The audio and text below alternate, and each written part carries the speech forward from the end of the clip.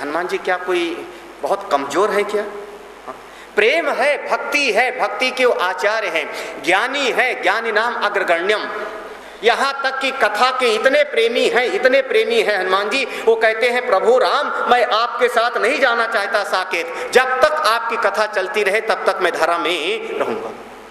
कथा के प्रेमी हैं, भगवान की पूजा करते हैं, भगवान की सेवा करते हैं, लेकिन कायर भी नहीं है। पता नहीं कहाँ से एक कहावत बहुत जोरों से चल पड़ी कि कोई बाएं गाल पे तमाचा मारे तो दायां भी सामने कर दो। हाँ, आप लोग सुने हुए? हाँ, सुने हुए? बायां गाल पे तमाचा मारे तो हाँ, किसी चर्च में कोई पादरी महोदय थे और उनका संडे की प्रार्थना सभा थी, लोग बैठे हैं बेंच पर, वो उसका पढ़े और उसमें यही लाइन निकल आई, कोई बाएं गाल पे तमाचा मारे तो दायां भी सामने कर दो। संयोग ऐसा कि उन पादरी का एक दुश्मन भी वहीं बैठा था,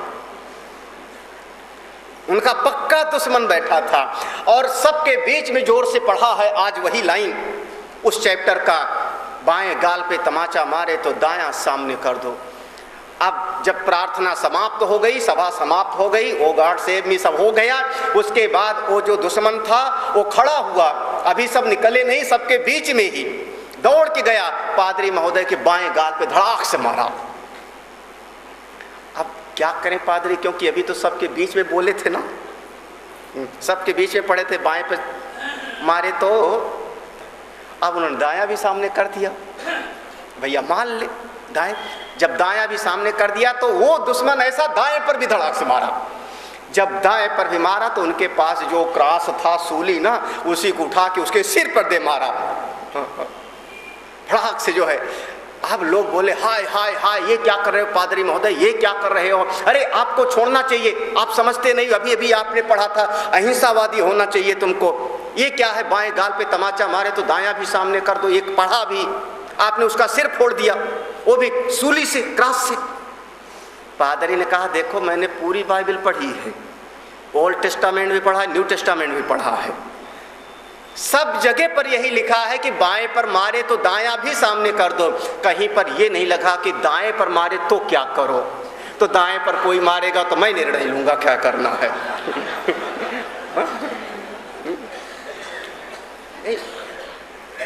भैया मेरा वो सिद्धांत नहीं है, आपका हो तो आपका मुबारक, मेरा सिद्धांत हनुमान जी वाला है। हम हनुमान जी को अपना परम प्रिय मानते, वो मेरे आदर्श हैं। हम उनका सुंदरकांड पढ़ते हैं, हनुमान चालीसा पढ़ते हैं, डर लगे तो हनुमान चालीसा। हनुमान जी कहते क्या हैं याद करिए, जिस समय रावण ने कहा क्यों मारा मेरे राक्षसों को, तो हनुमान जी ने कहा सबके देह परम प्रिय स्वामी, मारहि मोहि कुमारग गामी, जिन मोहि मारा।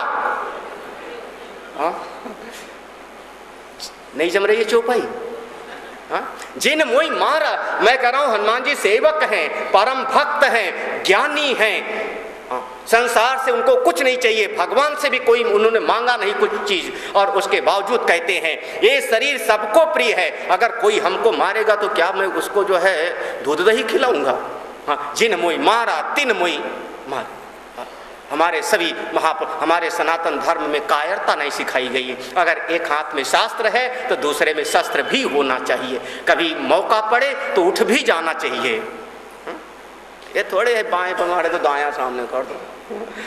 हमारा वो चौपाई, मैं हनुमान जी की बात, अगर आपको कोई पूछना हो तो पूछ लेना बाद में। हनुमान जी ने कहा है जिन मोहि मारा तिन मोहि मारे। अब आप आ जाओ मेरे पास में, स्वामी जी आप तो महात्मा हैं, तो क्षमा बड़न को चाहिए।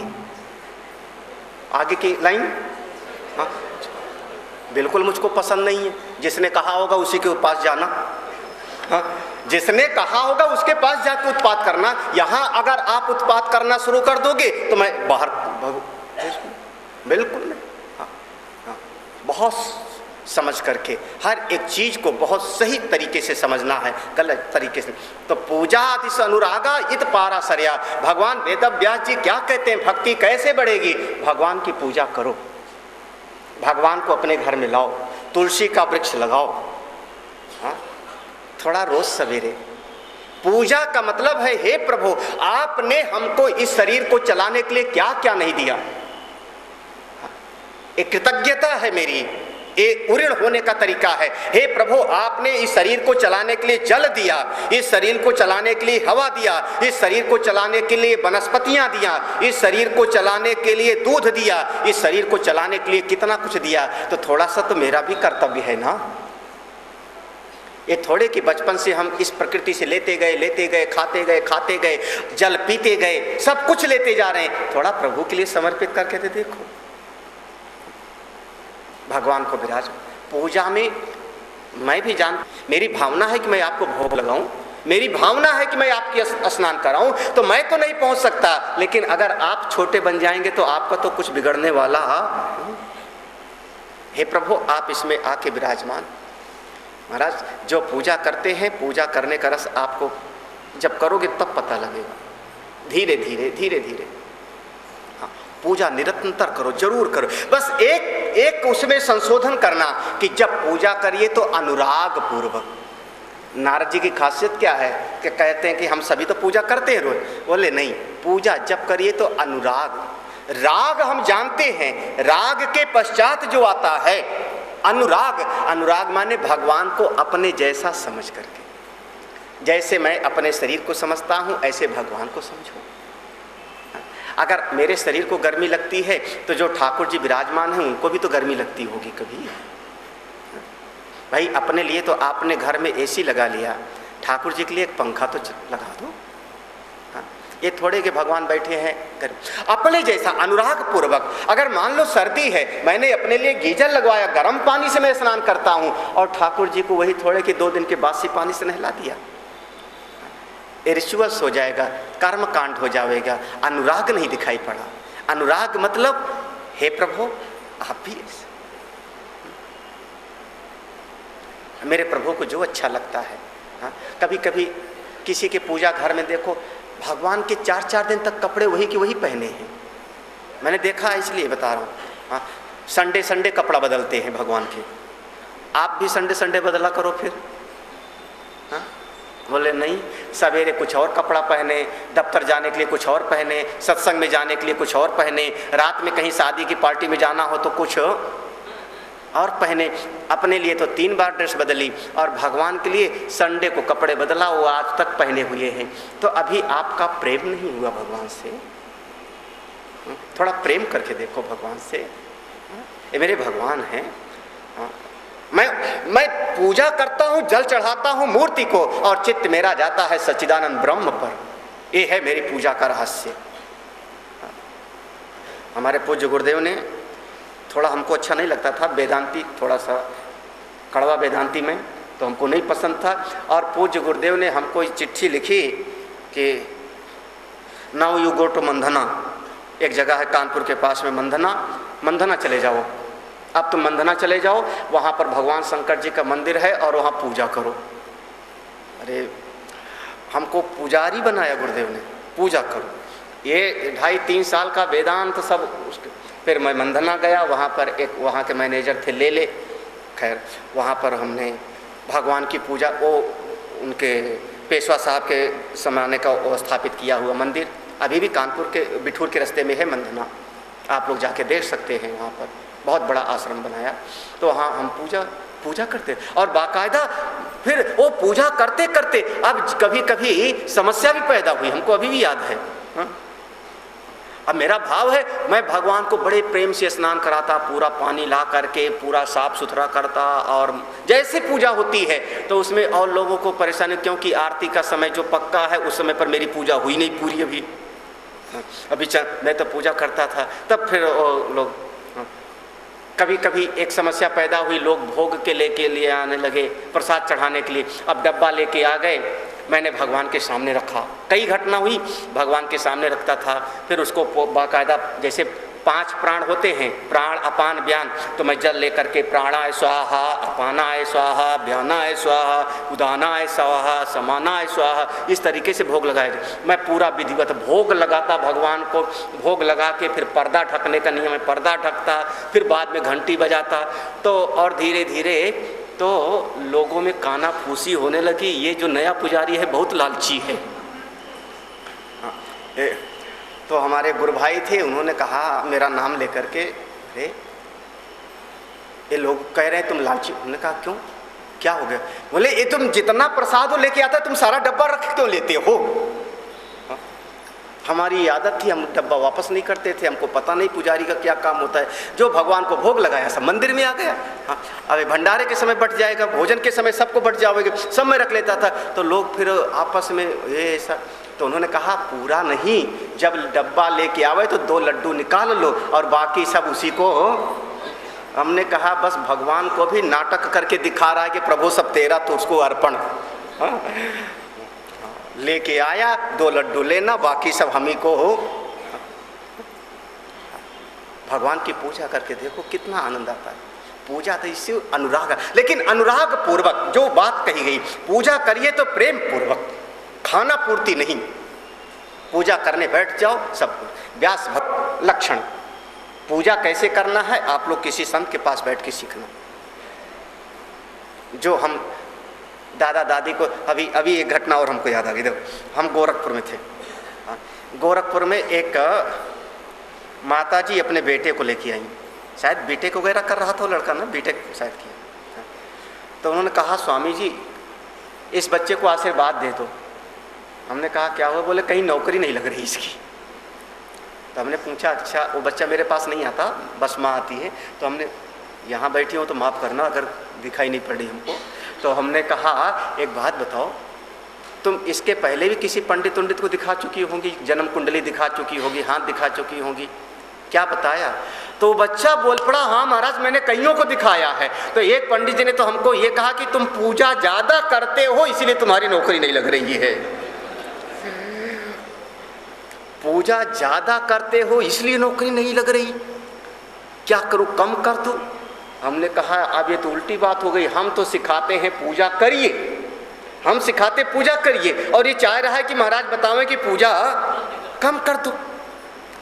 मुझको फंसा दिया। फिर हमको कहना पड़ा एक बात बताओ तुम किससे सीख के करते हो पूजा?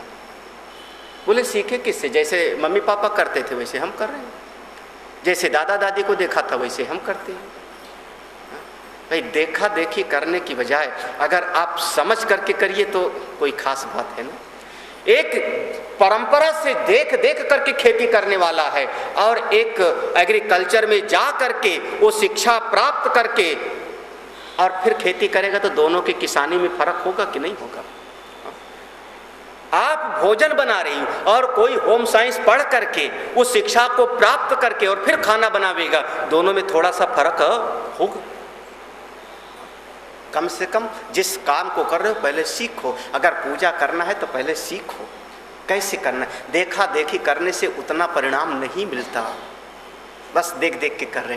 फिर पूजा के साथ में नारद जी ने कहा देखो एक ऋषि है जिनका नाम है गर्गाचार्य, इनके नाम से एक ग्रंथ है जिसका नाम है गर्ग संहिता, कभी मौका मिले पढ़िए। गर्गाचार्य बहुतों के गोत्र हैं, गर्ग गोत्र के। हाँ, गर्गाचार्य महाराज है। गर्गाचार्य जी ने कहा कथा आदिषु इति गर्गा, कथा आदिषु इति गर्गा। गर्गाचार्य जी कहते हैं हे भाई पूजा करिए बहुत बढ़िया है, पूजा से मेरा विरोध नहीं है, लेकिन थोड़ा कहीं कथा में जा करके बैठिए ना, क्योंकि बिना श्रवण किए बिना सुने कभी आपकी बुद्धि को समझ ही पैदा नहीं होगी कि हमको क्या करना है और कैसे करना है। प्रथम भगति संतन कर, कथा से प्रेम, पूजा से विरोध नहीं है। गर्गाचार्य ने कहा पूजा के साथ कथा भी सुनिए तब आपकी भक्ति बढ़ेगी, क्योंकि कथा से मेरी बुद्धि जगती है, मेरा विवेक जगता है, हमको समझ में आने लगता है कि पूजा कैसे करना है, साधना कैसे करना है, भजन कैसे करना है। कथा से प्रेम। हमारे गोस्वामी जी तो कही देते हैं, हाँ, गोस्वामी जी का कहना है कि राम कथा से कभी तृप्त मत होना। राम कथा सुनते सुनते जो तृप्त हो गया, अरे वही कथा है, वही सुन लिया, वही सत्संग है, वही सुन लिया, जो तृप्त हो गया, अभी उसने इसका सार तो जाना ही नहीं। राम कथा सुंदर करतारी, संशय विहंग उड़ावन हारी। ये हमारी कथा, ये हमारा सत्संग वो चीज है जो मन में संशय रूपी, संदेह रूपी पक्षी को भगा देता है। कथा सुनो, खूब सुनो। हमारे देखो, अब हमको कुछ घटनाएं हम लोग अपने जीवन से सीखे। वृंदावन के एक महान संत, परम श्रद्धेय स्वामी अखंडानंद सरस्वती, भागवत कथा के महान वक्ता, अपने समय के वेदांत के अद्वितीय ब्रह्मनिष्ठ महापुरुष, जिनको करपात्री जी महाराज ने कहा कि इनको शंकराचार्य बनाऊंगा। त्याग कैसा होगा उनके जीवन में, आप एक घटना से समझ सकते। करपात्री जी महाराज, परम पूज्य करपात्री जी कहते हैं अखंडानंद को शंकराचार्य बनाना है। और जैसे अखंडानंद जी महाराज को पता लगा कि मुझको शंकराचार्य बनाना है, तो वो कहते नहीं, मैं पदवी पर नहीं बैठना चाहता। वो गंगा जी में गए और अपना जो दंड लिए रहते हैं सन्यासी लोग, दंड प्रवाहित कर दिया गंगा जी। क्योंकि जब दंड नहीं होगा तो शंकराचार्य भी हमको नहीं चाहिए। अब तो शंकराचार्य पदों के लिए मुकदमा चलता है। भक्ति में कामना नहीं है, वो तो त्याग स्वरूपिणी है। ये महापुरुषों के जीवन से देखना, दंड प्रवाहित। उसके बाद करपात्री जी महाराज जब मिले, उनको साष्टांग दंडवत करते थे स्वामी अखंडानंद महाराज। दंडवत किया तो बहुत डांटा है करपात्री जी महाराज ने। तेरे जैसा विद्वान, ऐसा ज्ञानी अगर नहीं आवेगा तो कौन आवेगा, बहुत डांटा। उन्होंने कहा नहीं महाराज, वहाँ बंधन है, हमको नहीं चाहिए, हमको ये दंड और पद आसन नहीं चाहिए, बहुत बंधन है, मना किए। पूज्य पास स्वामी अखंडानंद के आश्रम में मुझको 6 महीने रहना को मिला। वहाँ पर मैं सुनाया करता था सत्संग आधा घंटा। और वहाँ पर इस समय के जगत गुरु स्वामी निश्चलानंद सरस्वती जी महाराज, एक जस स्वामी के नाम से मशहूर थे विपिन चंद्रानंद जी, आजकल एक विश्वात्मानंद जी हैं, गग्गल जी, विष्णु कुमार वो थे, ऐसे श्रेष्ठ महापुरुष लोग, आदरणीय। वहाँ पर स्वामी अखंडानंद जी महाराज के आखिरी समय में उनको एक थैली लग गई थी, जो डॉक्टर लोग लगा देते हैं बीमार होने पर। शरीर में बीमारी हो गई थी, फूल गया था थैली, तो सत्संग में नहीं जाते थे, मंदिर में नहीं जाते थे, थैली लग गई थी। तो अपने कमरे में बैठ करके, मैं कह रहा हूँ ऐसे महापुरुष की बात आप याद करिए, अपने कमरे में, उनके वहाँ मंदिर पे मंच पर सत्संग होता था। ये सारे महापुरुष, गग्गल जी, जस स्वामी, जगत गुरु निश्चलानंद जी महाराज, ये सारे महात्मा लोग बैठ करके प्रवचन करते थे और माइक से एक छोटा स्पीकर अपने कमरे में लगवा रखे थे। उनको सुनने की क्या जरूरत थी? मेरी श्रद्धा है, वो तो ब्रह्मनिष्ठ थे। हाँ, वो हमारा क्या सुनेंगे, किसी और का क्या सुनेंगे, दूसरे का क्या सुनेंगे? वो तो ऐसे महान भागवत के वक्ता, ऐसे महान वेदांत का, कि उनकी एक वेदांत बोध ग्रंथ है, आप पढ़िए, समझ में नहीं आएगा क्या कह रहे हैं। समझने के लिए भी बहुत अक्ल चाहिए। लेकिन अपने कमरे में स्पीकर लगा रखा था और वहीं पर बैठे बैठे, और कोई महात्मा अगर कुछ बोलता था तो जब वो आता था मिलने के लिए तो उससे उस पर कोई चर्चा भी करते थे। कथा नहीं छोड़ना है, जो सत्संग छोड़ दिया समझना। सत्संग हम पहले सुनते हैं अपनी साधना को आगे बढ़ाने के लिए। जब ज्ञान नहीं है तो मैं सत्संग सुनता हूं इसलिए कि मेरा ज्ञान बढ़े, मेरी साधना बढ़े, मेरी भक्ति बढ़े, इसलिए मैं सत्संग सुनता हूं। और जब ज्ञान हो गया, भक्ति मिल गई, परमात्मा की प्राप्ति हो गई, तब भी सत्संग सुनिए। किस लिए? क्योंकि मेरी आत्मा की चर्चा है। और अपनी चर्चा किसको अच्छी नहीं लगती?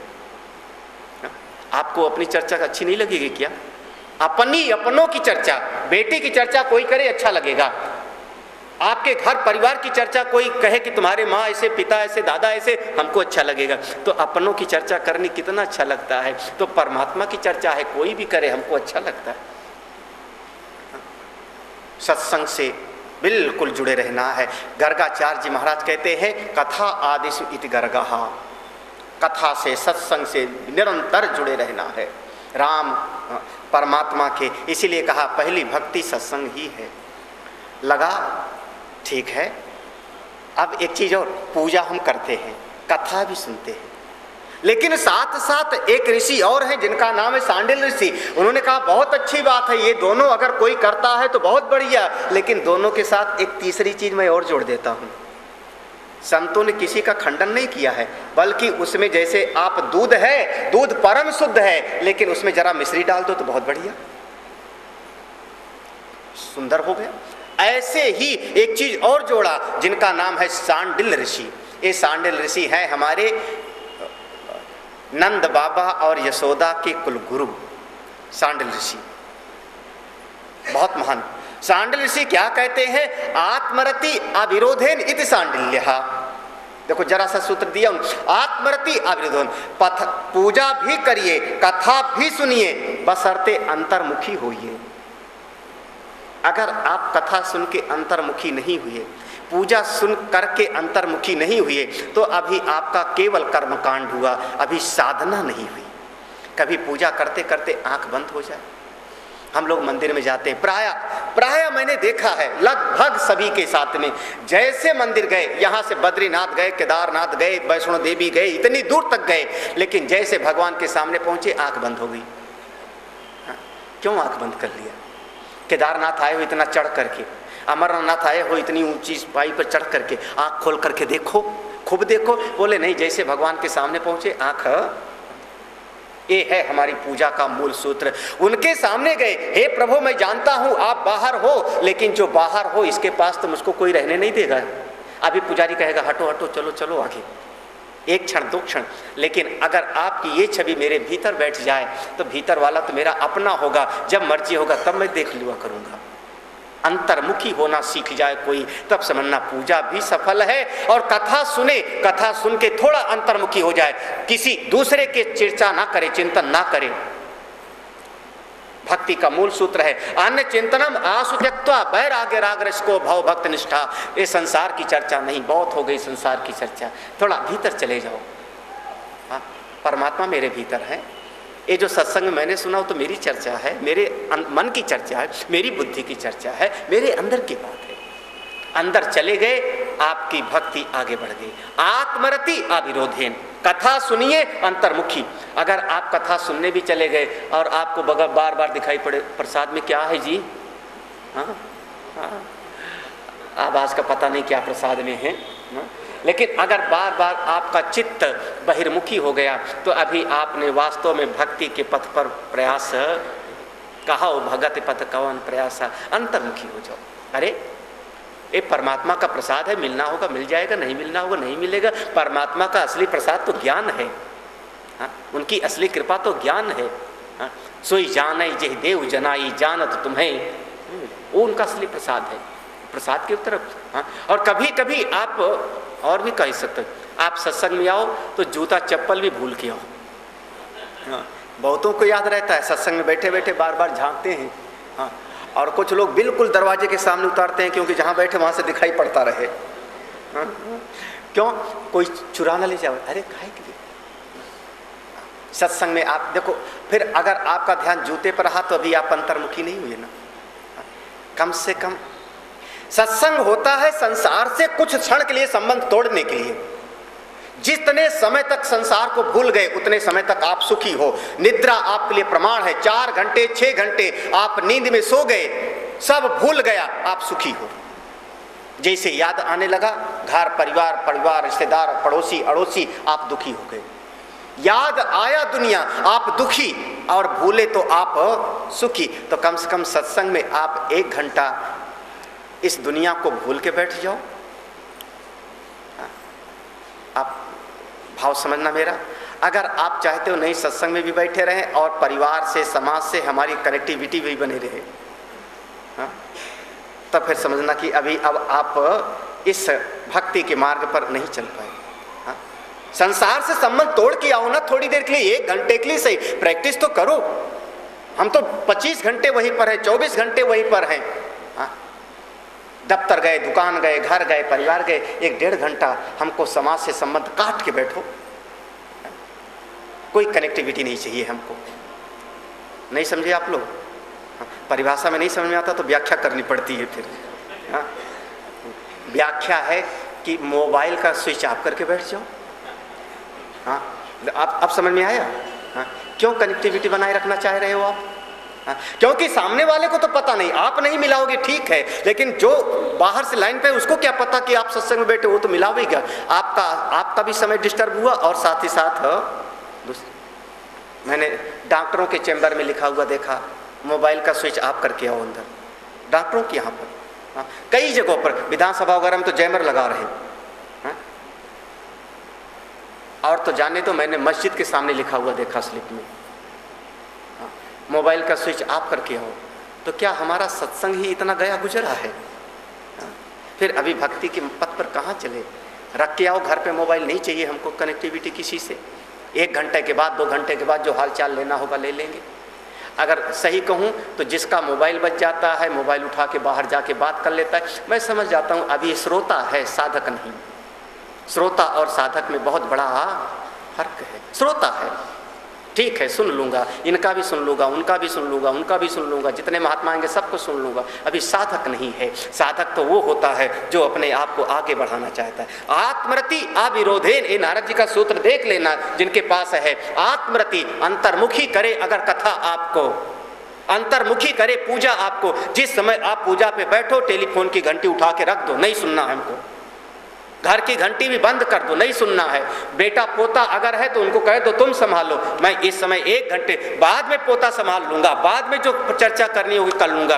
1 घंटे मेरे भगवान के लिए है, मुझको किसी दुनिया से लेना देना नहीं। अगर आप अंतर्मुखी हुए तो आपकी भक्ति आगे बढ़ेगी, और नहीं तो बस फिर करते रहो। तभी लोग कहते हैं 20 साल से पूजा कर रहे हैं, 15 साल से कर रहे हैं, कुछ हुआ नहीं। कैसे होगा? अपनी कमी दे। कुछ नहीं हुआ तो इसमें शास्त्र और संत गलत नहीं है, हम में कहीं ना कहीं कमी है। हमारे भगवान शंकराचार्य जी ने भक्ति की एक परिभाषा कर दिया है, स्वस्वरूप अनुसंधान रेव भक्ति। अपने आत्म स्वरूप का चिंतन करना, खोज करना, इसी का नाम भक्ति है। ये सारे इतने मत हमने आपको बता दिया। कौन कौन सा याद आया? व्यास भगवान ने कहा प्रेम से पूजा करो, इसका नाम है भक्ति, इससे भक्ति बढ़े। गर्गाचार्य ने कहा पूजा के साथ कथा भी सुनिए, तब भक्ति आगे बढ़ेगी। सांडिल ऋषि ने कहा बहुत अच्छी बात है, लेकिन कथा और पूजा दोनों हमको अंतर्मुखी कर देवे, भीतर जाना सिखा देवे, तब भक्ति आपकी आगे बढ़ेगी। भगवान शंकराचार्य ने कहा जब भीतर जाओगे तो थोड़ा अपनी आत्मा की खोज कर लो। सीधी सी बात है, जब मैं कमरे में गया तो कमरे में जो चीज रखी है देख लेता हूं। ऐसे ही अगर आप भीतर हुए, अंतर्मुखी हुए, तो अपने स्वरूप को थोड़ा पहचान लो, मैं कौन हूं, तब भक्ति हमारी आगे बढ़ती। नारद जी ने इतना बता करके कहा मेरा विचार क्या है मैं बताता हूं। नारद जी ने अपनी बात कही, नारदस्तु तदर्पित अखिल आचरता तद विस्मरणे परम व्याकुलता इति अस्ति एवं एवं। इति, इति माने ऐसा ही है।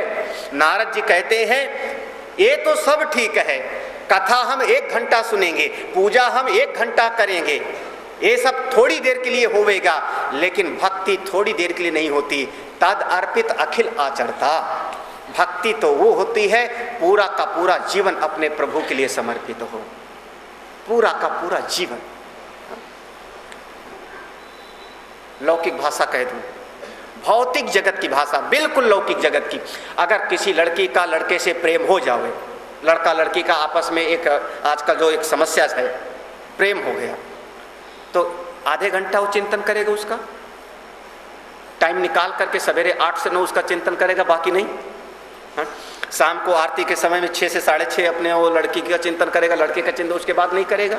बोले नहीं, अगर उसका मन लगा होगा तो सोते जागते उठते बैठते चलते बोलते खाते पीते वो चिंतन करेगा, तो उसका करेगा। जब इस लौकिक जगत के प्रेम में ऐसी बात है कि यहाँ पर समय का निर्धारण नहीं है, निरंतर काम करते हुए खाते हुए बोलते हुए बात करते हुए उसका मन उसका चिंतन करता रहता है, तो ये तो पारलौकिक परमात्मा का प्रेम है। यहाँ तो पूरा जीवन ही लग जावे तो थोड़ा है महाराज। नारद जी का कहना ये पार्ट टाइम जॉब नहीं है, थोड़ी देर के लिए भक्ति की बात नहीं है, ये तो पूरा का पूरा जीवन। क्योंकि परमात्मा जब मिलते हैं तो पूरे के पूरे, पूरा वो मिलते हैं तो पूरा वो चाहते भी है। आधा घंटा वाला नहीं चलता, आधा घंटे पूजा कर लिया, 1 घंटे कथा सुन लिया, लेकिन चित्त वृत्ति को अपने मन को हमेशा के लिए भगवान को लगा दो। तद अर्पित अखिल आचरता, क्या चीज खाओ प्रभु की भजन के लिए, खाऊंगा शरीर में ताकत होगी तो भगवान का भजन करूं, कपड़े पहनो भगवान की खुशी के लिए, यही भक्ति है। कभी भगवान भूल जाए तो, कभी भगवान भूल जाए तो तद विस्मरणे, अगर कभी भगवान भूल जाए तो परम व्याकुलता। आज हम किसी घर में बैठे थे चाय पीते समय, तो पूरा परिवार, मैं बैठा था घर में और पूरा परिवार परेशान, पूरा परिवार परेशान। वो पेटी में देखो, वो किताब के भीतर देखो, वो देखो, वो देखो, वो देखो, वो देखो। हमने पूछा क्या हो गया? बेटा खोजने में लगा है, बेटी खोजने में लगा है, पति खोजने, पत्नी खोजने में लगा है। स्वामी जी को लाके चाय रख दिया, पी लीजिए महाराज। हाँ, हमने पूछा कि, बोले स्वामी जी वो कुछ किसान विकास पत्र था, वो कहीं रख दिया, मिल नहीं रहा। अब भूल गए तो क्या होगा? चित्त शांत होगा? परम व्याकुलता, नहीं मिल रहा, कितनी भूल गए तो कितना चित्त व्याकुल हो गया। कभी ऐसे परमात्मा के लिए आप व्याकुल हुए? कभी परमेश्वर के लिए ऐसा व्याकुल हो गए? परमात्मा क्यों भूल गए? नारायण को मैं क्यों भूल गया? अपनी आत्मा को क्यों भूल गया? जो मुझको शक्ति देने वाले हैं, जो मुझको चलने की प्रेरणा देने वाले, उनको मैं क्यों भूल गया? हे प्रभु, हमारे राम सुदास जी में कहते थे, थोड़ी थोड़ी देर में कहते रहो कि हे नाथ मैं आपको भूलूं ना, हे प्रभु आपका नाम मेरे मुख से निकलता रहे, काम करते रहो नाम जपते। अगर कभी भूल जाए तो व्याकुल हो जाओ। जितना क्षण आप परमात्मा को भूल गए, आपकी आयु में वो क्षण व्यर्थ गया, कोई अच्छा नहीं हुआ। इति माने ऐसा ही है, यही सत्य है। नारद जी ने कहा यही पक्का है, अस्ति एवं एवं, यही सत्य है। पूरा जीवन मैं कैसे समझूं? तो नारद जी ने कहा दृष्टांत से समझिए, यथा ब्रज गोपिका नाम, जैसे वृंदावन की गोपी है। वैसे ज्यादा हमने सुना नहीं कि गोपी माला लेकर के कितना जाप करती थी, गोपी कब ध्यान करती थी पढ़ा नहीं। गोपी अपने घर को साफ सुथरा कर रही है, गोपी गाय को चारा खिला रही, गोपी गाय से दूध निकाल रही है, उसका दही बना रही है, मक्खन निकाल रही, उस दही और मक्खन को ले जाकर के बाजार में बेच रही है, सारा परिवार का काम कर रही है, रोटी बना रही है, सास ससुर की सेवा कर रही है। ब्रज के जो गोप सखा लोग हैं गाय चरा रहे हैं, जीवन की सारी क्रिया कर रहे हैं, लेकिन चित्त उनका भगवान से जुड़ा। बस इतना फर्क है। काम कर रहे दुनिया का, काम कर रहे संसार का, बाहर से देखो तो दुनिया का काम कर रहे हैं, लेकिन मन उनका परमात्मा से जुड़ा है। कभी भागवत को गहराई से समझना, कथाकार लोग अपनी भाषा में सुना देते हैं वृंदावन के लोग, लेकिन भागवत को पढ़ना, आप एक एक श्लोक पढ़िए, उसका अनुवाद पढ़िए हिंदी में। उद्धव जी ने गोपिकाओं से पूछा है, उद्धव जी ने गोपिकाओं से पूछा है, क्योंकि उद्धव जब जाते हैं तो जो गोपी है, कथाकार तो लोग तो ऐसा सुनाते हैं कि वो जो नाली का पानी भी था वो भी गोपिकाओं का आंसू है। भगवान जाने ये कहाँ लिखा है, भागवत जी में नहीं लिखा है। बिल्कुल वर्णन क्या है कि उद्धव ने जो देखा है, कोई गोपी दुबली पतली नहीं है, तंदुरुस्त है, गोपियां श्रृंगार भी कर रही हैं, गोपी अपने घर का काम भी कर रहे हैं, बढ़िया वस्त्र पहन रही, बढ़िया आभूषण पहन रहे हैं। तब उद्धव जी ने पूछा, प्रभु चले गए और उनके बाद भी, उनके विरह में भी तुम इतना श्रृंगार करती हो, तुम वस्त्र पहन रही, तुम्हारा शरीर चिंता से दुबला नहीं हुआ, प्रभु चले गए? तो गोपियां मिल करके जवाब देती हैं, उद्धव मेरा कन्हई मुझसे प्रेम करता है, कन्हई मुझसे प्रेम करता है, पता नहीं कब आ जाए, पता नहीं कब, कल आ जाए, आज आ जाए, परसों आ जाए। वो लीलाधारी है, पहले भी नाटक करता था, नटखट है, कब आ जाए। और अगर वो आ जाएगा और मैं दुबली पतली हूँ तो मुझको देख करके मेरे कन्हई को दुख होगा, इसलिए मेरे कन्हई को दुख ना मिले इसलिए मैं समय से भोजन भी करती। अगर मैं मैले कुचैले कपड़े पहने रहूँ और कन्हई मेरा आ जावे, अचानक आ जावे कन्हई और मुझको ऐसा मैला कुचैला देखेगा तो उसको कष्ट मिलेगा, तो मेरे कन्हई को कष्ट ना मिले इसलिए मैं बढ़िया साफ सुथरे वस्त्र भी पहनती।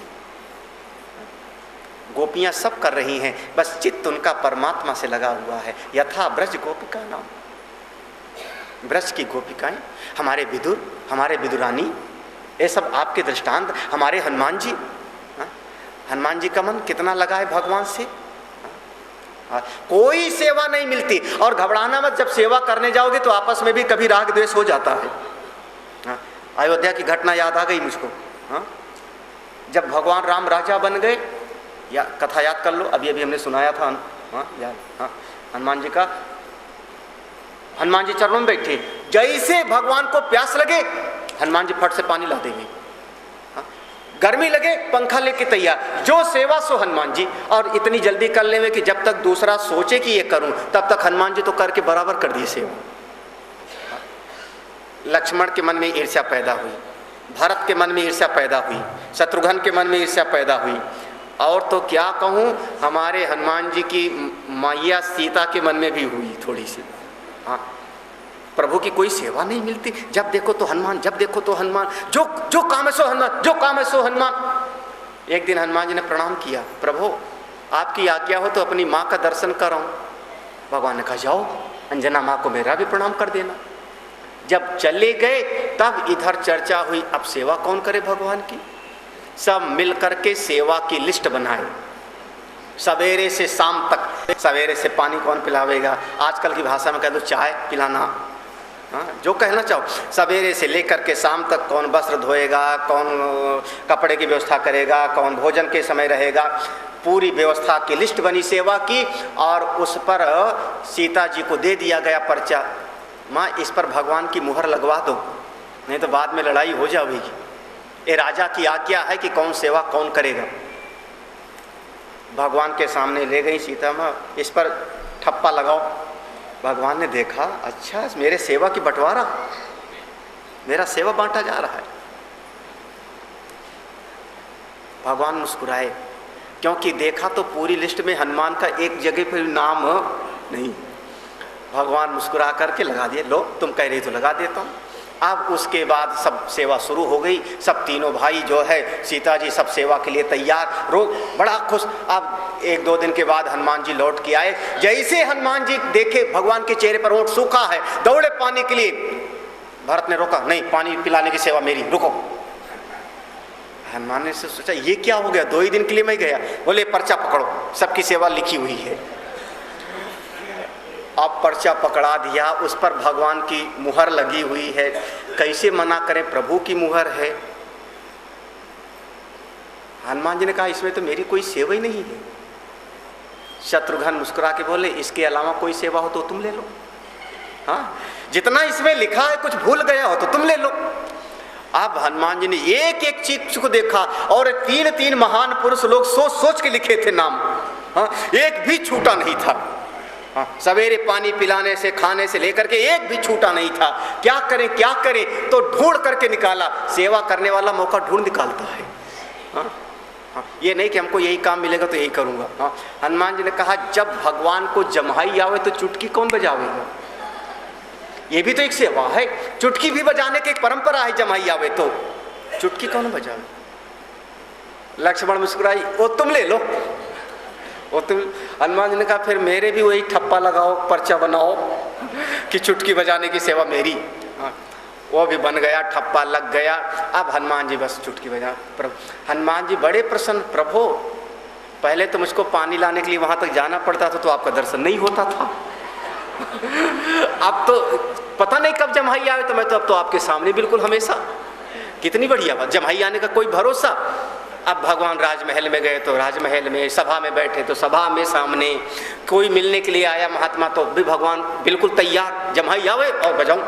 हाँ, इतने में अब जब महल के भोजन करके शाम को अंदर गए, सीता माँ आई तो देखा हनुमान तैयार बैठे हैं। हनुमान जाओ यहाँ से, बोले ना माँ कैसे जाऊँ, प्रभु को कब जम्हाई आवे कब चुटकी बजाना पड़े आपको पता। बोले नहीं अब तो रात में सो। बोले ना जम्हाई आवेगी, पर्चे में लिखा है, भगवान की आज्ञा है। मैं कमरा नहीं खाली करने वाला। अब सीता माँ ने डांट करके, भगवान कुछ बोलते नहीं। अब हनुमान जी बेचारे जो है रोते रोते, माँ है डांट दिया, चले गए। वर्णन आया। अब देखो क्या ये भक्ति का भाव है, पूरा जीवन प्रभु के लिए है हनुमान जी का, गोपिकाओं का है तो हनुमान जी का है। अब ये तो प्रभु अंतर्यामी है, अब भक्त का भाव है तो परमात्मा भी तो वैसे। अब चुटकी बजाने के लिए तैयार है तो जम्हाई भी तो लूँ। हाँ भाई, आप प्यार से पिलाओगे तो पानी पी भी लेते हैं, कोई कहते हैं भाव है। भगवान तो भाव के भूखे हैं। अब भगवान जम्हाई लेना शुरू किए। सीता माँ देखने लगी। अब जम्हाई लेते लेते लेते लेते, अब क्योंकि अब वो ऊपर छत पे बैठे बेचारे बजाए जा रहे, पता नहीं कब आ जावे, कोई भरोसा है? हम अपनी ड्यूटी में क्यों चूके? बजाए जा रहे हैं तो भगवान जम्हाई लेते जा रहे हैं। जम्हाई लेते लेते मुंह गया थक, तो भगवान का मुंह खुला रहेगा। अब सीता माँ घबराई, माँ माँ कौशल्या देखो क्या हुआ क्या हुआ क्या हुआ। सब इकट्ठा, राजमहल इकट्ठा, सब लोग इकट्ठे। सुमंत्र को बुलाया गया, भगवान का मुंह खुला। गुरुदेव को बुलाओ। दौड़ करके वशिष्ठ ऋषि को बुलाया गया। वशिष्ठ जी आए तो भगवान का मुंह खुला, खुले खुले प्रणाम कर लिया, क्योंकि मुंह तो खुला है, बंद नहीं हो रहा। वशिष्ठ जी ने कहा क्या हो गया? सीता माँ ने कहा पता नहीं क्या हो गया। तब वशिष्ठ ऋषि ने पूरे कमरे में देखा, पूरा महल दिखाई पड़ रहा है। सुमित्रा, कैकेयी, कौशल्या, सुमंत्र, तीनों भाई, उर्मिला, मांडवी, श्रुति, प्रभु को तकलीफ, सारा महल दिखाई पड़ रहा है। हनुमान कहाँ है? तब कौशल्या ने कहा उसकी सेवा छीन लिया है सबने, कहीं बैठा होगा। तब गुरुदेव ढूंढते ढूंढते वशिष्ठ ऋषि गए, देखा छत पर महाराज बजाए जा रहे हैं, बजाए जा रहे हैं। पकड़ लिया उनको, जैसे पकड़ के झकझोरा वशिष्ठ ऋषि ने, चुटकी गई रुक, और भगवान का मुंह ठीक हो गया। ठीक हो गया। हनुमान जी को पकड़ के लाए गुरुदेव। उन्होंने कहा कहाँ है पर्चा और चलाओ। दोनों पर्चा लिया, फाड़ फूड़ के फेंका गुरुदेव ने, और कहा ठीक है, अब जैसे पहले सेवा करते थे वैसे तद अर्पित अखिल आचरता। पूरा का पूरा जीवन ही प्रभु को अर्पित है। हम खाते हैं प्रभु के लिए, बोलते हैं प्रभु के लिए। ये मेरे प्रभु की महिमा है, मेरे प्रभु का गुणगान है। नारदस्तु तदर्पित अखिल। भागवत में गोपी है और रामचरितमानस में मेरे हनुमान जी हैं। पूरा का पूरा जीवन, एक क्षण नहीं, आधा घंटे नहीं, ये तो मेरा पूरा। सवेरे से सोच लो, हम स्नान कर रहे हैं, क्यों? स्नान करके भगवान की सेवा करनी है, पूजा करना है। भोजन बना रहे, थोड़ा भोजन बनाते समय एक चीज का हिसाब लगा लो, मेरे भगवान को कौन सा भोजन पसंद है वो बनाओ। भगवान को भोग लगा के बच्चों को खिलाओ, पति को खिलाओ। आपका भोजन बनाना भी भक्ति हो गई।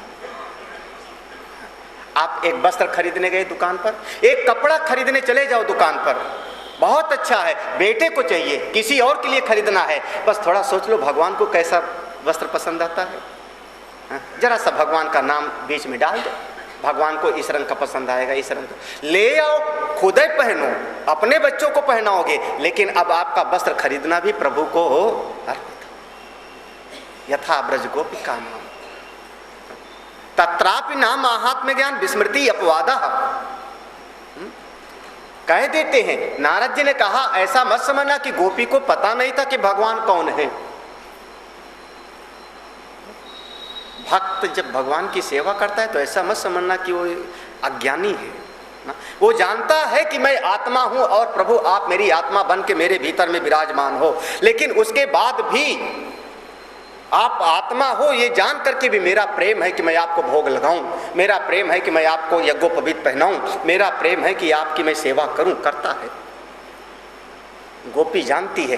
भागवत में गोपी का एक वचन है, भागवत में एक प्रसंग है गोपी गीत। मेरे ख्याल में हमने कभी सुनाया नहीं है, एक हफ्ते नहीं सुनाया है। चलो अब कहीं पर मन है सुनाने का, साधना शिविर में रास पंचाध्यायी एक बार ले लिया जाए, बढ़िया देखते हैं। गोपी गीत है।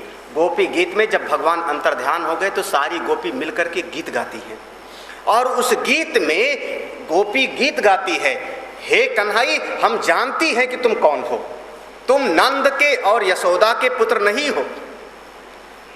न खलु गोपिका नंदनो भवान अखिल देहिनाम अंतरात्मदृक् विखन सार्थितो विश्वगुप्तये सखौ देवान सात्वताम कुले। ये देखो गोपी का वचन है। ना खलु, खलु माने निश्चित कहती हूँ, आप केवल गोपी के पुत्र नहीं हो, यशोदा के पुत्र नहीं हो, आप हो कौन? अखिल देहि नाम, जितने प्राणी हैं, जितने शरीर हैं, सबके भीतर आप दृष्टा बन के बैठे हो। अब क्या अज्ञानी ऐसा बोलेगा? हम गोपी को अज्ञानी नहीं समझते, जो समझे वो समझे। उद्धव को मैं अहंकारी नहीं समझता, कोई और समझे उसका ज्ञान उसको मुबारक, जो भगवान के सखा हैं। वृषणी नाम प्रवरो मंत्री, वृषण वंश के श्रेष्ठ मंत्री हैं, भगवान के दैता सखा, कृष्ण से दैता सखा। ऐसे कोई अहंकारी होगा जो भगवान का मित्र है? उद्धव अहंकारी नहीं है, गोपी अज्ञानी नहीं है, ये तो सब लीलाएं हैं। गोपी को पता है नारायण कौन है, लेकिन उसके बाद भी गोपी प्रेम करती है, गोपी भगवान का चिंतन करती। तद विहीनम जाराणाम यू, अगर ज्ञान नहीं है और फिर प्रेम है, तब आप वो लाइन कर, बिना ज्ञान के जो प्रेम होता है तब आप कह सकते हो फिर प्रेम अंधा होता है। याद आया ना कल वाली बात? प्रेम अंधा होता है कब? जब ज्ञान नहीं है तो। हमको बार बार याद आता है, आज शायद हमको नहीं दिख रही है, हमको हमारे हॉस्पिटल वाली ही ने बताया, मीरा ने बताया कि स्वामी जी यहीं स्टेशन पर एक लड़का लड़की बैठे थे। अंधा प्रेम का दृष्टांत बता रहा हूँ, इसी चारबाग स्टेशन पे एक लड़का लड़की बैठे थे। और लड़की ने कहा क्या कर सकते हो मेरे लिए? लड़का कहता है जान दे सकता हूँ। जान दे के दिखाओ। ट्रेन आ रही थी और छलांग लगा दिया। क्या क्या कटा था तुमको पता? शायद पाँव कटा थे, हाथ कटा, हाथ दोनों पाँव कट गया। जिंदा रहा, उसको फिर पकड़ के ले आए जीआरपी वाले, वहाँ रेलवे, फिर सिविल में यहाँ पर वो जो पहले झलकारी बल जहाँ अस्पताल सिविल में भर्ती किया। क्या हुआ फिर? वो लड़की तो भाग गई, लड़की भाग गई। बाद में पुलिस वालों को भेजा गया, पुलिस वाले पकड़ के लाए लड़की को। उसने कहा ना, वो लड़की की माँ लेकर के चली गई। कौन सेवा करता है? बाद में कट गया तो कट गया। हाँ, तो ऐसा प्रेम, उस प्रेम का नाम हो गया कौन है? ये सत्य घटना इसी लखनऊ शहर की। ऐसा प्रेम अंधा है। अगर ज्ञान होता तो अपनी आत्मा सबसे प्रिय है। ये जीवन ऐसे जुआ खेलने के लिए नहीं मिला है, ये जीवन मिला है साधन धाम मोक्ष कर द्वारा। अरे ठीक है, पागल है, तेरे लिए जान क्यों दूंगा? पता नहीं 7 बार फेरे लिया, गांठ बंधवाया नाई और पंडित से, पूरा साखोचार मंत्र पढ़ा। सब ऐसे हो तो रात में 10 बजे बैठे और सूर्योदय हो गया, पंडित जी का चलता था, पुराने लोग याद करना सब। इतना विवाह हो गया और उसके बाद 25 साल तक साथ रहे, 30 साल या कह लो गोल्डन जुबली मना लिया, 50 साल तक साथ रहे दोनों। बाल बच्चों का शादी किया, जीवन में सुख दुख झेला, दोनों में से एक बिछुड़ गया, तब भी तो कोई नहीं मरता। नया नया प्रेम चढ़ा है, वो प्रेम नहीं, वासना है, आकर्षण है, वो कोई प्रेम नहीं है। प्रेम अंधा नहीं होता। तद्विहीनम जाराणाम यू, अगर ज्ञान नहीं है, बिल्कुल बोध नहीं है, तो समझना कि वो अंधा होता है। लेकिन हमारी भक्ति में जो प्रेम है वह प्रेम अज्ञानियों का नहीं होता, वो ज्ञानियों का प्रेम है। हमारे हनुमान जी का, विदुर हमारे प्रेमी हैं, विदुर अज्ञानी नहीं। उद्धव प्रेमी हैं, उद्धव अज्ञानी नहीं। अर्जुन भगवान के मित्र हैं, अर्जुन अज्ञानी नहीं है। हम इस भक्ति को चाहते हैं। रामानुजाचार्य जी भगवान के भक्त हैं, अज्ञानी नहीं। वल्लभाचार्य जी भगवान के भक्त हैं, अज्ञानी नहीं। रामानंदाचार्य जी भगवान के भक्त हैं, अज्ञानी नहीं। पता नहीं कहाँ से कह दिया कि हमको पढ़ना लिखना नहीं है। ये सब परम भक्त हैं। वल्लभाचार्य जी को मैं सूरदास जी के गुरु जी को साधारण समझोगे? रामानुजाचार्य जी साधारण है, ब्रह्मसूत्र पर भाष्य करने वाले महापुरुष लोग, बिल्कुल ज्ञान प्राप्त। तद्विहीनम जाराणाम, अगर ज्ञान नहीं है तब जार पुरुषों का प्रेम होता है। ज्ञान अब गोपिकाओं का ऐसा नहीं, क्योंकि आप ये पहचान लेना सच्चे प्रेम में और झूठे प्रेम का एक बहुत बड़ा फर्क है। आप इस कसौटी पर कसना जो अगले सूत्र में लिखा हुआ है, ये 24वां सूत्र है नारद भट्ट सूत्र का। लौकिक प्रेम में, दुनिया वाले प्रेम में, नास्ति एव तस्मिन् तत्सुखे सुखित्वम। दुनिया वाले के प्रेम में, संसार का जो प्रेम होता है उसमें प्रियतम का सुख प्रधान नहीं होता, अपना सुख प्रधान होता है। हमको ये चाहिए, हमको ये चाहिए, हम चाहते थे नहीं मिला। जिसको हमको हमको हमको चाहिए, समझना वो लौकिक प्रेम है, वो सच्चा प्रेम नहीं है। बस एक पहचान इतना समझ लेना इस जगत में, नास्तियो तस्मिन् तत्सुखे सुखित्वम। शुद्ध प्रेम की पहचान है, जिससे मेरा प्रेम है उसकी खुशी में मेरी ही खुशी। बस बहुत सरल है, समझने में बहुत सरल है, लेकिन जीवन में उतारोगे ना तो बहुत कठिन। महाराज आपके पास धन है, पद है, तो इतने लोग चारों तरफ आपके पास मधुमक्खी जैसे दौड़ेंगे ना कि लगेगा कि बस सब हम ही से पर जान लुटा रहे हैं। अच्छा, कोई आप पर नहीं, कोई आप पर नहीं। वही युधिष्ठिर महाराज, वही युधिष्ठिर, आप समझना, युधिष्ठिर महाराज धर्म का पालन करने वाले हैं, देवताओं के अंशावतार हैं, लेकिन जब वनवास में हैं तो उनके पास सेनाएं नहीं इकट्ठा हो रही हैं। भगवान कृष्ण उनके सहायक हैं, सब मानते हैं कि धर्म का पालन करने वाले हैं, सेना लेके जाते हैं दूसरी तरफ में। वो तो द्रुपद के कारण सेना इकट्ठा हुई है और राजा विराट के कारण सेना इकट्ठा हुई है युधिष्ठिर की तरफ में। महाभारत को गौर से पढ़ना, चूंकि विराट के यहाँ छुप के रहे थे, द्रुपद उनके ससुर हो गए, द्रौपदी के पिता, तो द्रुपद और विराट के कारण उनके पास 7 अक्षौणी इकट्ठा होती है, नहीं तो युधिष्ठिर का साथ देने वाला धर्मात्मा हो, पड़े रहो। धीरज धर्म मित्र अरुणारी आपद काल। कभी सोचना, मैं कह रहा हूँ कुछ विचार करने के लिए। किष्किंधा पर्वत से भगवान राम सेना लेके चलते हैं। किष्किंधा पर्वत पर प्रभु को पता लग गया मेरी सीता कहाँ है, और रावण को ये श्राप भी था, वरदान कह लो कि 2 से मरेंगे, बानर मनुष्य, मनुष्य और बंदर को छोड़ करके और कोई नहीं मार पाएगा, मनुष्य भी मार सकता, यही था उसको, बानर मनुष्य जाति तो ही पाए। किष्किंधा पर्वत से लेकर के सेतुबंध रामेश्वरम तक भगवान की सेना जाती है। क्या कोई गांव नहीं था कोल भील का, आदिवासियों का? क्या कोई सहायता करने के लिए तैयार नहीं हुआ? कोई एक भी आदमी, पूरा का पूरा इस प्रसंग में आप देखना, विचार करना, गौर करना, वहां से लेकर के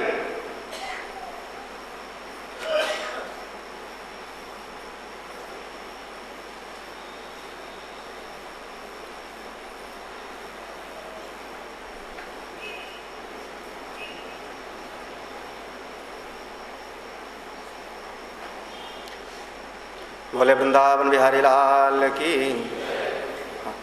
किष्किंधा पर्वत से लेकर के जब सुग्रीव की सेना चल पड़ती है, वहां तक, रामेश्वरम तक, एक भी मनुष्य भगवान का साथ नहीं देने के लिए तैयार होता। सच्चा प्रेम तो नास्तेव तस्मिन तस् सुखे सुखित्वम। शुद्ध प्रेम की पहचान यही है। शुद्ध प्रेम को आप देखना जिसमें अपने प्रियतम के सुख का ध्यान रखा जाता है। और जब आदमी अपना ध्यान रखता है, मेरा विचार, मैं ऐसा समझता हूँ, ऐसा होना चाहिए, ऐसे सबको करना चाहिए, मम्मी को ऐसा करना चाहिए, पापा को करना चाहिए, बेटे को करना चाहिए, बहू को करना चाहिए, जैसा मैं समझता हूँ वैसा करना चाहिए, मेरे लिए करना चाहिए, लौकिक प्रेम है। अभी आपने शुद्ध प्रेम को समझा नहीं, पहचाना नहीं। शुद्ध प्रेम में अपनी चाह नहीं होती। नास्तेव तस्मिन तस् सुखे सुखित्वम। हाँ, इस प्रेम को प्राप्त करें। अगर ऐसा कोई प्रेम करने वाला आपको मिल जाए इस जगत में, इस जगत में आपको इतना शुद्ध प्रेम करने वाला कोई एक प्राणी मिल जाए, एक प्राणी, मैं कह रहा हूं पति पत्नी एक मिल जाए, बेटा पिता, आप समझना आप बहुत पुण्यात्मा रहे होंगे, जिसकी कोई सीमा नहीं है। नहीं तो ज़्यादातर तो हर आदमी अपने मतलब के लिए। फिर आप रामायण की चौपाई पढ़ सकते हो, सुर नर मुनि सब की यह रीति, स्वार्थ लाई करहि सब प्रीति। मेरा काम बनेगा तो उसके लिए सब कुछ है। मन के भीतर तो यही भाव, उसको प्रणाम करो क्योंकि उससे कुछ हो सकता है, वो कुछ दे सकता है। अब आज की स्थिति तो ये हो गई कि परिवार इतना सिमटता गया कि अब परिवार के दायरे में माता पिता का भी नाम नहीं आ रहा। हम पति पत्नी और मेरा बच्चा। विदेशों में बच्चा भी नहीं है 18 साल का, तो मनाते हैं माँ बाप की कब 18 साल का होवे और जिम्मेदारी हमारी ही खत्म हो गई। इतना परिवार का दायरा सीमित हो गया। अब सबका सब संबंध वही हो गया। नास्तेव तस्मिन। ये हमारी भक्ति कैसी है? ये भक्ति को आगे बढ़ाने के लिए 3 रास्ते हमको सुना है, कर्म, ज्ञान और भक्ति। हम कौन सा रास्ता पकड़ें? कर्म का, भक्ति का, ज्ञान का? एक रास्ता और हमने सुना है योग का। कौन सा श्रेष्ठ होगा? योग के मार्ग पर चलने से शरीर ठीक रहता है, बीमारी दूर हो जाती है। बाबा रामदेव जी महाराज जी की जय हो। हाँ, वो ठीक है, वो अपना काम, जितनी बीमारियां होती सबकी दवाई उनके पास में है।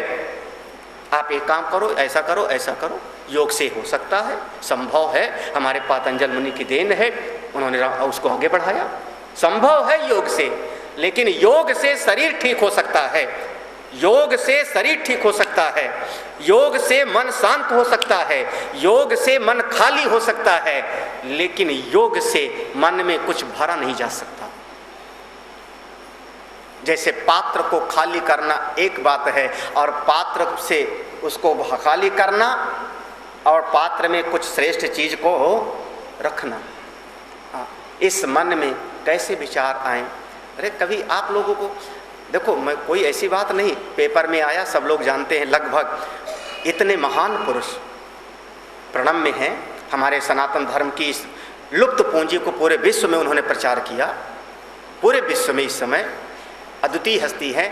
लेकिन उन्हीं के गुरुजी शंकर देव जी के मन में विक्षेप पैदा हुआ और छोड़ के आश्रम भागे।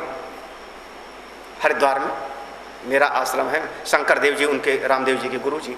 हाँ, क्यों मन में विक्षेप पैदा हुआ? रामदेव जी को सिखाने वाले, हाँ, उनके गुरु, हाँ, आश्रम को छोड़ के जाना पड़ा, गए, समस्याएं पैदा हुई, FIR हुआ, ढूंढा गया, FIR हुई, पुलिस पेपर सब काहे के लिए? बोले महाराज योग से शरीर ठीक हो सकता है, लेकिन ये बुद्धि कैसे ठीक होगी? बुद्धि भी तो ठीक करना है हमको। ज्ञान है, कर्म है, कर्म से आप अपनी मनोकामना को पूरा कर लो, पुरुषार्थ करिए, पुरुषार्थ से संपत्ति इकट्ठा कर लोगे, पुरुषार्थ से इसी जगत की नहीं परलोक की संपत्ति इकट्ठा कर सकते हो, पुण्य की पूंजी कमा सकते हो आप, लेकिन शांति नहीं पाओगे। इंद्र से ज्यादा बेचैन कोई नहीं है। हाँ। रामायण में देवताओं को गाली दिया गया है, सुर स्वार्थी, भागवत में लिखा गया है, स्वकार्य कुशलासुरा, देवता लोग बड़े स्वार्थी होते हैं। क्यों? क्योंकि पुण्य की पूंजी लेके गए हैं, भोगेंगे, फिर एक दिन धक्के खा के निकाले जाएंगे। कर्म से आप यहाँ की सुविधा इकट्ठा कर सकते हो, कर्म से यहाँ की पूंजी इकट्ठा कर सकते हो, कर्म से वहाँ के लिए इकट्ठा कर सकते हो, लेकिन कर्म से परमात्मा को पालो ये संभव है नहीं।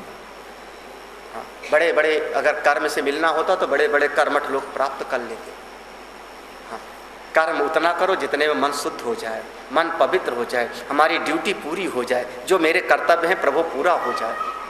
हमारी भक्ति कैसे आगे बढ़े? नारद ने कहा सातो कर्म ज्ञान योगेभ्यो अपि अधिकतरा। ये भक्ति हमारी कर्म से, ज्ञान से और योग से, तीनों से भक्ति श्रेष्ठ है। क्यों? फल रूपत्वात्, क्योंकि ये भक्ति स्वयं अपने आप में फल स्वरूप है। प्रेम में आनंद है, परिणाम में भी आनंद, साधना में। कर्म करोगे उस समय आनंद नहीं है, जब फल मिलेगा तब आनंद होगा। योग करोगे तब आनंद नहीं है। भुजंगासन करके देखना कितना आनंद मिलता है, मयूरासन करके देखना बहुत बीमारियां दूर होती। मयूरासन यो पंजा करके खड़े हो जाओ, आधा अंग इधर आधा उधर, योगी जी बैठे हुए हैं, लटकना, कितना सुख मिलेगा। बोले नहीं, उसका परिणाम सुख होगा, उसका परिणाम सुख होगा, शरीर की बीमारी ठीक होगी। तो योग का करने में सुख नहीं है, उसके परिणाम में सुख है। कर्म करने में सुख नहीं है, उसके परिणाम में सुख है। भक्ति तो ऐसी चीज है जो करने में भी सुख और परिणाम में भी सुख। कितना आनंद है दोनों समय में। आप एक बच्चे को पढ़ने भेजिए स्कूल में, विद्यालय में, वो पढ़ता है, कर्म करता है, उस समय जब बहुत ज्यादा सुख नहीं है, उसका सुख आगे है, जब पढ़ लिख लूंगा, नौकरी मिलेगी, तब सुखी होऊंगा। लेकिन प्रेम में तो अभी सुखी है, इसी क्षण अभी मेरा प्रभु से प्रेम है, मैं भगवान का, भगवान मेरे, इसी क्षण आनंद। भक्ति हमारी, प्रेम हमारा फल रूपत्वात् स्वयं। भगवान को भी, परमेश्वर को भी, परमात्मा को भी अभिमान अच्छा नहीं लगता, समर्पण अच्छा लगता है, सरलता अच्छी लगती है। ईश्वरस्य अपि अभिमान देशित्वात् सूत्र है, ईश्वरस्य अपि अभिमान देशित्वात्। ईश्वर को भी, परमात्मा को भी अभिमान पसंद नहीं है, बिल्कुल पसंद नहीं है। उनको तो सरलता अच्छी लगती है। सरल स्वभाव न मन कुटिलाई, निर्मल मन जन सो मोहि पावा, मोहि कपट छल, बिल्कुल सरल बन जाओ। ये भक्ति के हमारे सूत्र हैं कुछ, और भक्ति के मुख्य रूप से भगवान वेद व्यास जी ने कहा पूजा करिए तो भक्ति बढ़ेगी। समझ रहे होंगे? बस पूजा करिए तो भगवान को अपने जैसा समझ के, भगवान को चेतन समझ करके, केवल खाना पूर्ति नहीं। गर्गाचार्य जी ने कहा पूजा के साथ कथा भी सुनिए, क्योंकि बिना सत्संग सुने हमारा विवेक ही नहीं जगेगा। सांडिल ऋषि ने कहा पूजा भी करिए, सत्संग भी सुनिए, परिणाम होना चाहिए अंतर्मुखी। अगर अंतर्मुखी नहीं हुए तो अभी हमारी साधना बहुत आगे नहीं। थोड़ा भीतर जाना सीख जाओ और भीतर जाके अपनी आत्मा को जानो। नारद जी कहते हैं ये सब ठीक है, लेकिन सबसे श्रेष्ठ भक्ति तो ये है कि पूरा जीवन ही प्रभु के लिए हो जाए। सवेरे से लेकर के शाम तक जैसे एक प्रेमी अपने प्रियतम का चिंतन करता है, ऐसे ही यह जीव अपने परमेश्वर का चिंतन करने लगे। सोते जागते उठते बैठते खाते पीते निरंतर मेरे प्रभु को क्या अच्छा लगेगा, मेरे परमात्मा कैसे, मेरे नारायण कैसे, वो मेरा कन्हई, वो मेरे परमेश्वर। अगर ये भाव आ जाए शायद यही हमारी श्रेष्ठ भक्ति होगी, यही सही है। जैसे ब्रज की गोपिकाओं में था, जैसे हमारे हनुमान जी में था, ऐसी भक्ति हो तो पूजा, कथा और अंतर्मुखता, ये तीन साधन है और जीवन पूरा भगवान के साथ जुड़ जाए, ये फल है। ऐसी भक्ति श्रेष्ठ है फल रूपत्वात्। या भक्ति ज्ञान से भी श्रेष्ठ है। क्यों? क्योंकि ज्ञान में हम लोग कहते हैं बहुत पहले नेति नेति करिए, साधन चतुष्टय संपन्न होके आइए। आसान नहीं है ज्ञान के मार्ग पर। अतिशय कृपा जाहि पर होई, पाम दे यही मार्ग। बहुत बड़ी कृपा किसी पर होती है तब कोई इस मार्ग पर आता है। परमात्मा की कृपा मिले, हम लोग आगे बढ़ें। आगे के सूत्र छोटे छोटे सूत्र हैं, ज़्यादा बड़े बड़े सूत्र नहीं हैं। आप लोग अपनी डायरी में नोट भी कर सकते हो। शुद्ध प्रेम की पहचान क्या? नास्ति एव तस्मिन् तत्सुखे सुखित्वम्। जरा सा है, शुद्ध प्रेम में अपने प्रियतम का सुख मुख्य होता है और लौकिक प्रेम में अपना सुख सामने होता है। जरा सी बात है, लेकिन गहराई तो इतना है कि डूबते जाओ इसमें। बोले सच्चिदानंद भगवान की जय, वृंदावन बिहारी लाल की। ओम पूर्णमदः पूर्णमिदं पूर्णात् पूर्णमुदच्यते पूर्णस्य पूर्णमादाय पूर्णमेवावशिष्यते। ओम शांति शांति शांति। हरि ओम। श्री गुरुभ्यो नमः।